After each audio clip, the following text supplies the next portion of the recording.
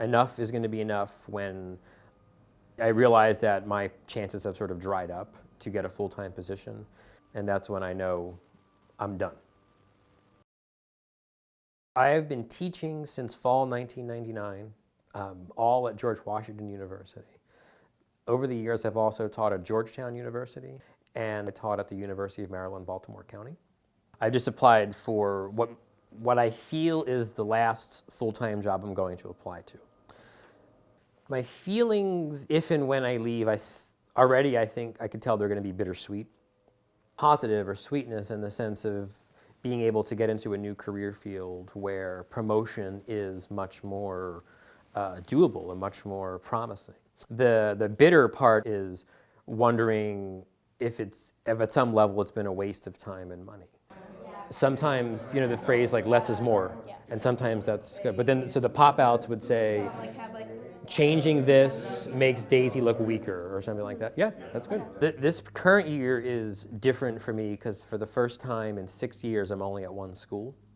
I added several part-time jobs, tutoring and freelance editing and teaching the ongoing class at Politics and Prose Bookstore, in part just for extra money and looking ahead potentially to a different career option. It's been interesting to, in an educational context or educational setting, to work with people of different ages with that, because it's been high school students, it's been students who are old enough to be my mother or my father.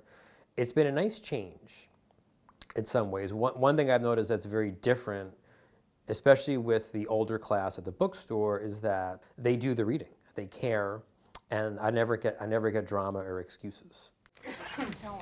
And I know that your assignment was for however many chapters, but I just went through the whole thing. I couldn't stop reading it. Wow.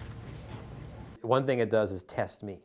Can I explain things just as well to a 12-year-old as I can to a 65-year-old?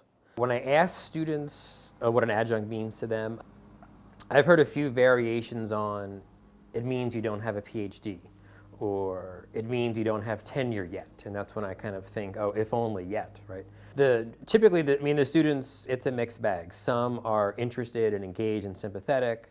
Others are interested in the moment and then kind of just, it goes out of their minds. I would hope that parents would be somewhat concerned or bothered to learn that someone who's teaching their student, especially if it's at a high tuition school, isn't able to give the student a lot of attention because the professor might have to teach 3 or 4 other courses. I haven't yet cinched the way to really talk to parents, but we're continuing conversations about how to do that in a constructive and diplomatic way.